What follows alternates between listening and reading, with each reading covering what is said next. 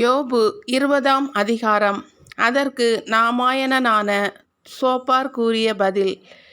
என்னுள் இருக்கும் துடிப்பின் பொருட்டு என் எண்ணங்கள் பதில் சொல்ல வைக்கின்றன. என்னை வெட்கமடையச் செய்யும் குத்தல் மொழி கேட்டேன். நான் புரிந்து கொண்டதிலிருந்து விடையளிக்க மனம் என்னை உந்துகிறது. மாந்தர் மண்ணில் தோன்றியதிலிருந்து தொன்று தொட்டு நடக்குமிது உமக்கு தெரியாதா? கொடியவரின் மகிழ்ச்சி நொடி பொழுதே, கடவுளுக்கு அஞ்சாதவரின் களிப்பு கனப்பொழுதே. அவர்களின் பெருமை விசும்பு மட்டும் உயர்ந்தாலும், அவர்களின் தலை முகிலை முட்டுமளவு இருந்தாலும், அவர்கள் தங்களின் சொந்த மலம் போன்று என்றைக்கும் ஒளிந்திடுவர். அவர்களை கண்டவர் எங்கே அவர்கள் என்பர். கனவு போல கலைந்திடுவர், காணப்படார். இரவு நேர காட்சி போல் மறைந்திடுவர். பார்த்த கண் இனி அவர்களை பார்க்காது. வாழ்ந்த இடம் அவர்களை என்றும் காணாது. ஏழைகளின் தயவை அவர்களின் குழந்தைகள் நாடுவர். அவர்களின் கைகளே அவர்களின் செல்வத்தை திரும்ப அளிக்கும்.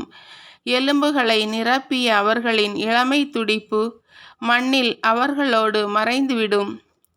தீங்கு அவர்களின் வாயில் இனிப்பாய் இருப்பினும், நாவின் அடியில் அதை அவர்கள் மறைத்து வைப்பினும், இழந்து போகாமல் அதை அவர்கள் இருத்தி வைத்தாலும், அன்னத்தின் நடுவே அதை அடைத்து வைத்தாலும், வயிற்றிலே அவர்களின் உணவு மாற்றமடைந்து அவர்களுக்கு விரியன் பாம்பின் நஞ்சாகிவிடுமே.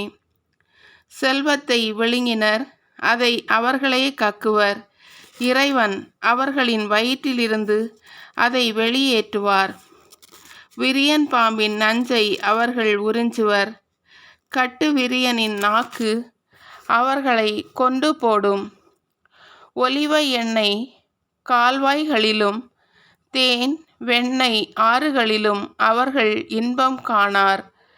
தங்களின் உழைப்பின் பயனை அவர்கள் திரும்ப அளிப்பர். அதை அவர்கள் உண்ணமாட்டார். வணிகத்தின் வருவாயில் இன்புறார். ஏனெனில் அவர்கள் ஏழைகளை ஒடுக்கி இல்லாதவராக்கினர். தாங்கள் கட்டாத வீட்டை அவர்கள் அபகரித்து கொண்டனர். அவர்களின் ஆசைக்கோர் அளவே இல்லை. ஆதலால் அவர்கள் இச்சித்த செல்வத்தில் மிச்சத்தை காணார்.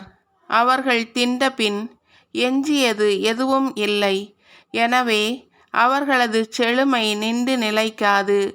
நிறைந்த செல்வத்திடை அவர்களுக்கு நெருக்கடி ஏற்படும். அவலத்தின் பழுவெல்லாம் அவர்கள் மேல் விழும். அவர்கள் வயிறு புடைக்க உண்ணும்போது இறைவன் தம் கோபக் கனலை அவர்கள் மேல் கொட்டுவார். அதையே அவர்களுக்கு உணவாக பொழிவார். அவர்கள் இரும்பு ஆயுதத்திற்கு அஞ்சி ஓடுவர். ஆனால் வெண்கலவில் அவர்களை வீழ்த்திடுமே. அவர்கள் அதை பின்புறமாக இழுப்பர். மின்னும் அம்பு முனை பிச்சியிலிருந்து வெளிவரும். அச்சம் அவர்கள் மேல் விழும். காரிருள் அவர்களது கருவூலத்திற்கு காத்திருக்கும். மூட்டாத தீ அதனை சுட்டெரிக்கும். அவர்களின் கூடாரத்தில் எஞ்சியதை விழுங்கும். விண்ணகம் அவர்களின் பழியை வெளியாக்கும். மண்ணகம் அவர்களை மறுத்திட எழுந்து நிற்கும். அவர்களது இல்லத்தின் செல்வம் சூறையாடப்படும். இறைவனின் வெஞ்சின நாளில் அது அடித்து போகப்படும். இதுவே பொல்லாருக்கு கடவுள் அளிக்கும் பங்கு. அவர்களுக்கு இறைவன் குறிக்கும் உரிமை சொத்து.